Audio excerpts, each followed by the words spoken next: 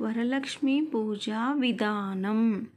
శ్రావణ మాసంలో పౌర్ణమికి ముందుగా వచ్చే శుక్రవారము అమ్మవారికి వరలక్ష్మి రూపంలో కొలుచుకుంటూ వరలక్ష్మి పూజ చేస్తాము.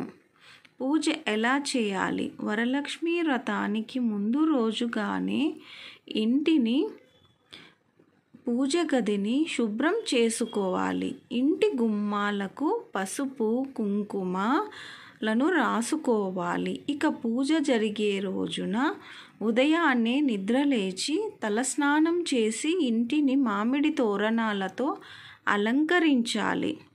లక్ష్మీదేవికి ఈశాన్య దిక్కున పూజిస్తే శుభం కాబట్టి ఇంటి ఈశాన్య భాగంలో ముగ్గులు వేసి పూజకు స్థలాన్ని సిద్ధం చేయాలి.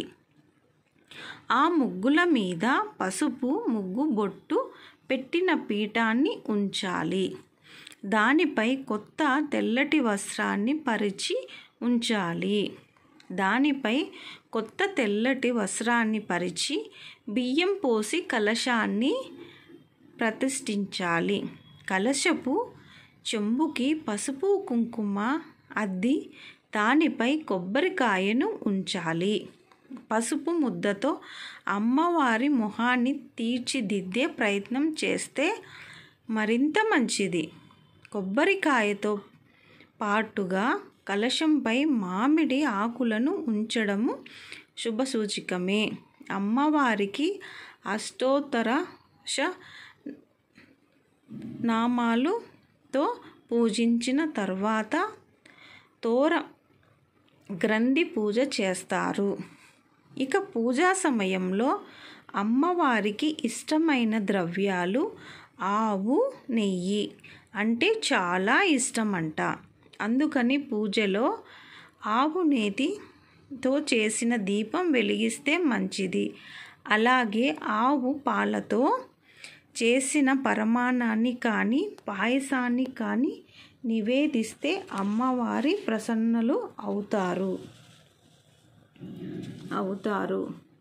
వీటితో పాటుగా మన శక్తి కొలది తీపి పదార్థాలను అమ్మవారికి నివేదించవచ్చు. కొబ్బరికాయ అన్న, అరటిపండన్న కూడా లక్ష్మీదేవికి ప్రీతికరం కాబట్టి ఈ పండ్లను కూడా అమ్మవారికి నివేదించడం మరవకూడదు.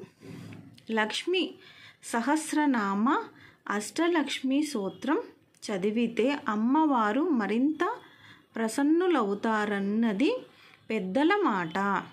లక్ష్మీ పూజ రోజున ఇంట్లో శాకాహారమే భుజించాలి.